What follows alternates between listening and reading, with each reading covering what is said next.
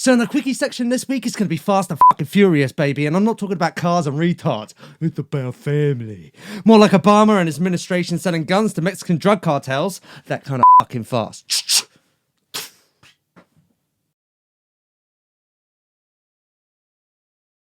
So a psychiatrist gives a psychotic speech.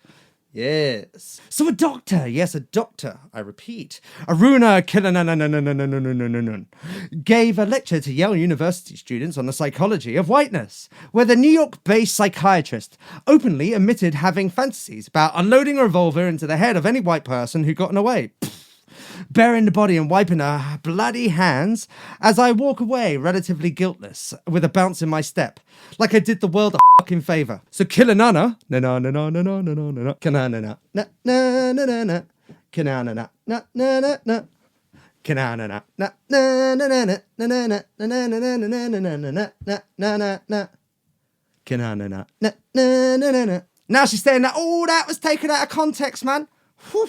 All that with the thing and the thing and the thing and the wiping and the kid and skipping away, all out of context. With everyone just misunderstanding her graphic imagery and all the mainstream media trying to hush, hush, sneaky, sneaky, hush, hush, this one under the rug as quickly as possible. Nothing to see here. Nothing to see here. Move along, people. Nothing to see here. I think this psych has to stand up straight and what? Go home and tidy up a room.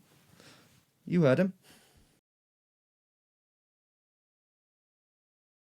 So black people can't be racist, didn't you know? Said a black guy to an Asian cop after yelling 697 racial slurs at him, including and saying that he's not even from this country. Another example of the black on Asian hate crimes that the mainstream media is just trying to push on the public as a result of the dreaded white supremacy. You know, the thing that no one can ever really find or show a real current example of, because they agree with the Marxist identitarian premise that racism is based on power dynamics, and therefore, you know, power. Black people are just all seen as Dave Chappelle crackheads in their eyes, therefore can never be racist. Just forget what you see with your own lying eyes and ears, yeah? Those black on Asian hate crimes you see reported more and more and more and more and more. Yeah, well, that's just white supremacy, yeah? You fucking bigot. So Italy bans communism. I mean, Italy. I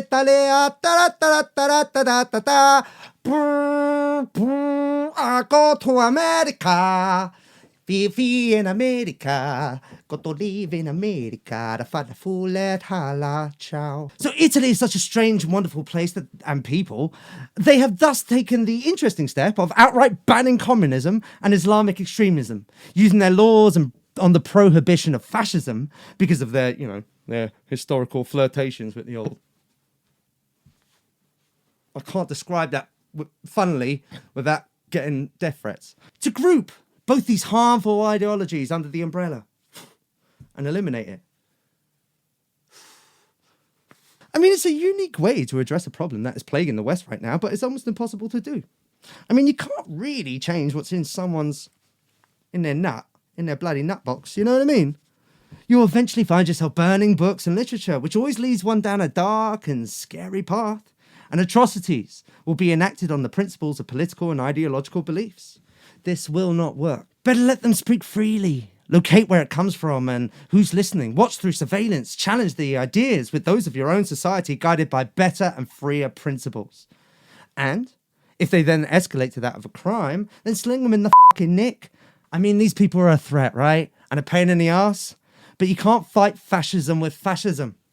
I mean, look what's happening in America right now, hey?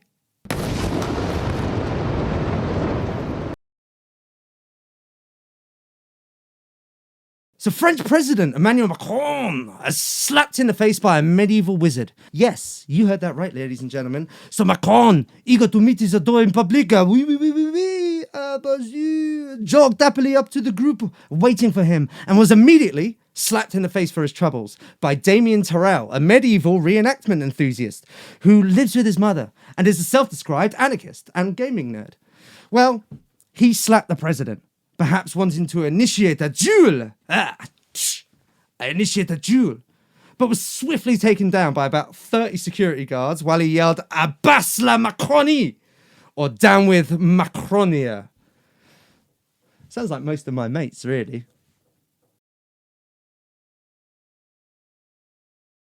Grooming? Pfft, no big deal, mate. So one of the Rochdale grooming gang members, one of many religious and race-based paedophile rape gangs that sprung up in multiple cities around the UK, affecting hundreds of young, white, troubled, impressionable girls, which was allowed to happen by the police and the press for many years, just so they wouldn't seem racist. Your daughters be damned. With many horrific stories of fathers being arrested, trying to get their daughters who were being drugged and sexually abused away from these gangs in the dens. Yeah, they were done. Well, Adil Khan, 51, who got a 13-year-old pregnant through sexual abuse and then trafficked another 15-year-old girl to a different group of men when she complained of violence, you know. And that's just all we know of. How do you think of violence? Why you speak of violence? Huh? We are getting tired of your bitching. You must go to other people. Well, Adil has said, we have not committed any crime. It is not a big crime.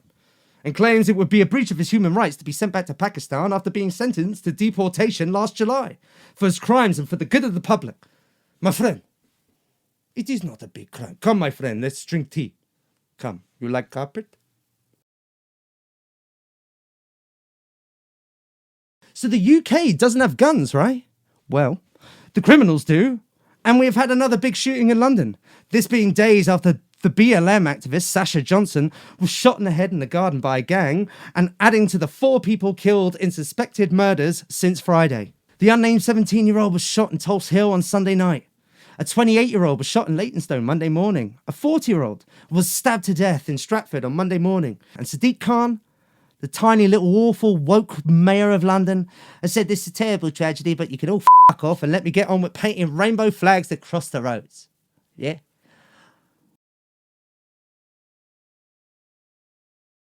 So the Hunter Biden text. So the president's son has again been caught doing something really fucking stupid. Again. That would get any other person on the planet cancelled while he just skips around freely. You know what I mean? One thing to another. I'm gonna wreck it. I'm gonna sniff it. While he skips around freely and allegedly from shady job at Burisma to his underage niece in bed to relationships with the spy chief of China and into his dead brother's newly widowed wife's knickers with a bong full of fentanyl-laced Parmesan cheese.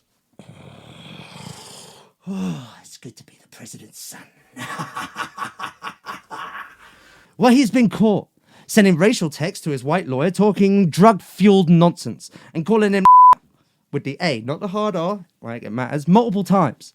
This, once again, found in the laptop of hidden treasures that Biden Jr. forgot to pick up from a repair shop.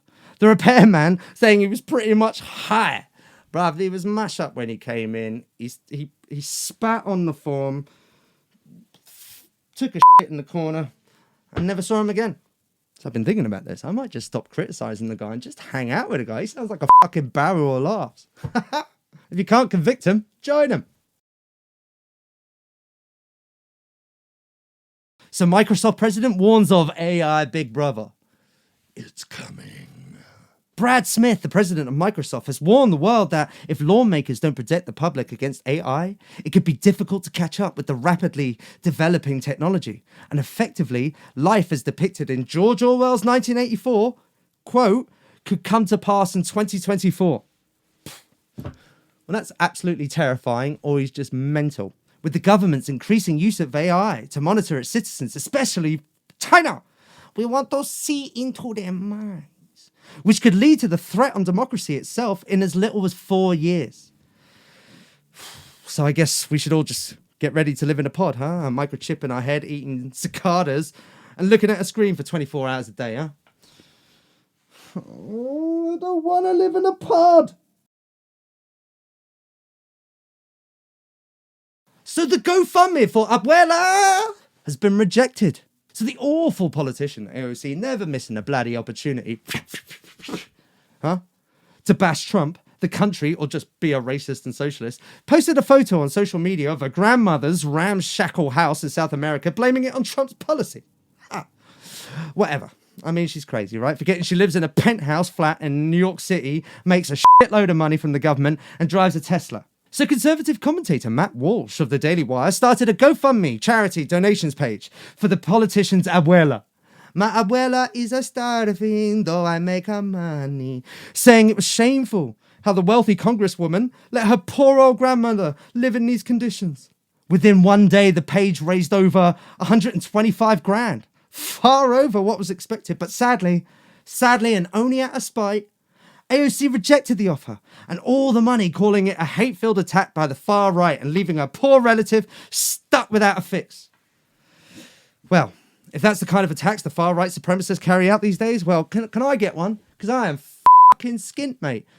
I got nothing. So why don't we end on something light, huh? Two little light, fun, mental stories, huh? And our first, man, that's far out. That's a far out tale right there. That's one far out, beauty bone, far out, man, no ding name, far out.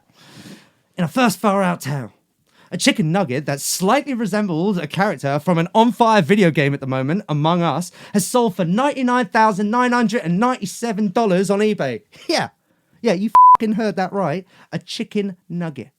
Now, when the original owner discovered the likeness, they took a picture of it, stuck it on eBay for 99 cents, popped it in the freezer, and the rest is history. So some Saudi prince, or probably that idiot Logan Paul, now owns the most expensive chicken nugget in the world. But hang on. Would you eat it? Would you eat it? And lastly, nothing like American Pie? Well, it's been cancelled. Yeah, the dish, not the song, but don't hold your breath, all right? They're coming for that too at some point. So the culinary dish has been linked to cultural appropriation by this fucking idiot, Raj Patel. I mean, first they took your derb, and then they take your apple pie, America. This is getting real. It's getting real. Well, that's it. That's episode 6, man. We are all wrapped up and ready to go. And there's a lot of stuff coming next week. We can feel it in my fucking plum. I can feel it in my plums.